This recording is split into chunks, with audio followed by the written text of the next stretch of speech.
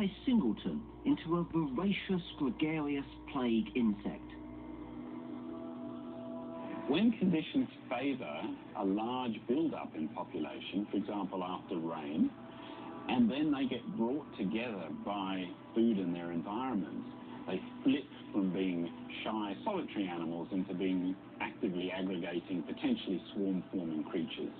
And we wanted to know, why do they do that, and how do they do that? That's the key to being a locust rather than being a normal grasshopper. The prof had a theory that it was something to do with being in close contact with other locusts, and so they set about testing this theory in a rather unusual way.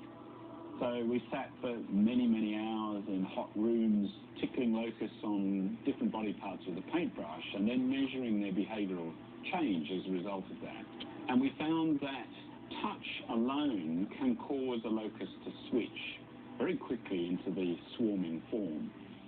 They found that the touching releases a hormone similar to serotonin, which we associate with pleasure, and it's this which triggers the change from grasshopper to locust. But our locusts are just wingless hoppers at the moment, and they move across the country as a kind of marching, hopping army.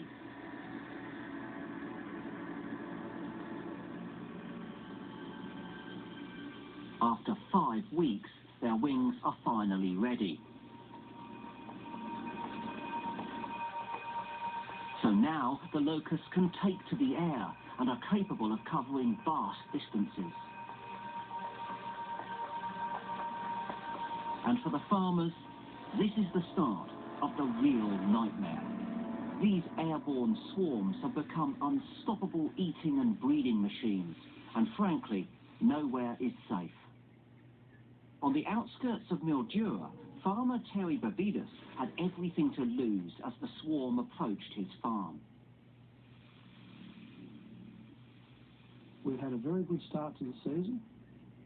My hay was about 6 inches high.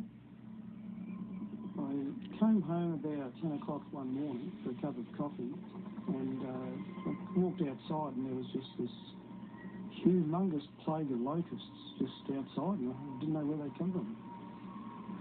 And I knew straight away my crop was going to be decimated. There was about 5 or 6 locusts hanging off each strand of hay. By 4 o'clock that afternoon, they had decimated about 12 acres. It's just not funny at all. But Terry wasn't going to get mad.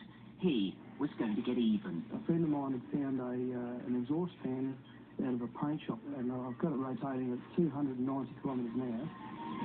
I had to pinch the kid's go-kart motor to do it. Terry had created the locust muncher. And it was payback time. I was getting rid of hundreds per second. I couldn't tell you how many. A friend of mine, Nick, he called me the nutty professor. Every single person that went past laughed their head off. So, hey, it works. Terry's Mad Max solution might have helped to save some of his crops, but the plague continued moving relentlessly across the country, gobbling up field after field of precious crops. Meanwhile, back at Sydney University, Professor Simpson had made a remarkable discovery about what was driving their insatiable appetite. The locusts were actually craving protein. And the nearest source of protein within a locust swarm is the locust in front of you. So cannibalism drives mass migration in these swarms. They're on a forced march, if you like, to avoid being somebody else's lunch, but chasing the lunch in front of them.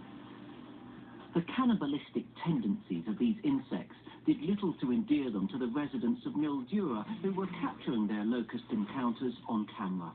Starting, it's hard to tell the road from the local, My mum hated that because she'd have to get like a car wash like once a week because of those locusts. The dogs like them. They just, because when they splattered on the car, they just lift them off. Australia's 2010 locust plague lasted 12 long months. It covered 500,000 square kilometres, and apart from the inconvenience, it was estimated that it cost Australia's farmers $2 billion. The trigger for all of these plagues was an abundance of food. The mice benefited from a record harvest. For the ladybirds, it was a wet spring that meant huge amounts of aphids. And the locusts benefited from a bumper start to the growing season.